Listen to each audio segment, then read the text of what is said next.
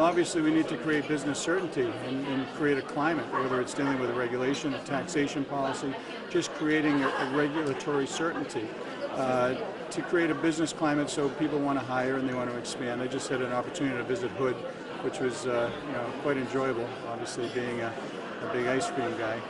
And their concerns are like everybody else's concerns. We need business certainty. We need to know what's next. And our job is to try to let them know what's next so they can plan.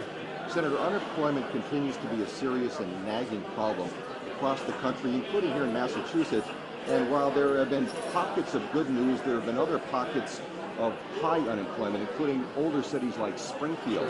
What can you do to focus on older cities like that to get people back to work and improve the jobs picture? Well, I know the mayor in Springfield in particular is doing a good job, trying to maximize every opportunity, whether it's through nonprofits, other types of opportunities, working with the state and local governments, federal governments.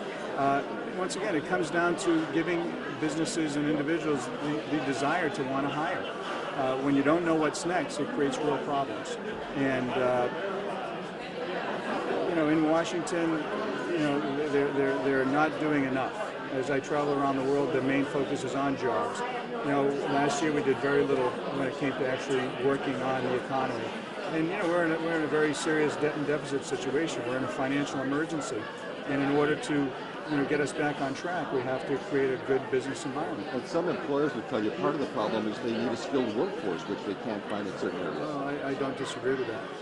What does the question 6 bill files specifically? What would they do to create jobs in Massachusetts? Well, there's a whole lot of other bills as well, not just my bills, but by creating, chipping away at certain industries and giving, whether it's tax incentives, whether it's eliminating red tape, whether it's looking and putting people together, with the Innovate America Act. I'm finding that when they're in Washington, they're trying to do these massive projects. Instead of just taking the easier things, and actually just chipping away and doing it.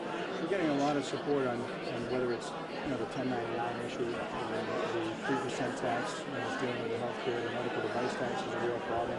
Because a lot of those people who are about to employ or want to employ, they're saying, no, we really can't because we don't know what's next. So I can certainly get you those bills and give you a good synopsis of it as well. Any last questions? Just comment on the recent Medicare vote. Well, there were 4 votes dealing with the budget, and I already put out an op-ed and a statement on the Medicare portion of the Ryan proposal, and I've said right from the beginning, the majority leader has to stop playing games when it comes to our fiscal and financial future. To take 4 budget bills that basically are going to try to fix the problems in the country when it comes to our finances and do them within 30, 40 minutes. Neither one of them had any opportunity to really be vetted and heard. It's frustrating and it's sad, but I'm hopeful also that the Vice President in the meetings with both sides are going to come forward with a bill that we can actually support in the Senate and actually has a chance of passing. Because people deserve better, and they're looking for better leadership.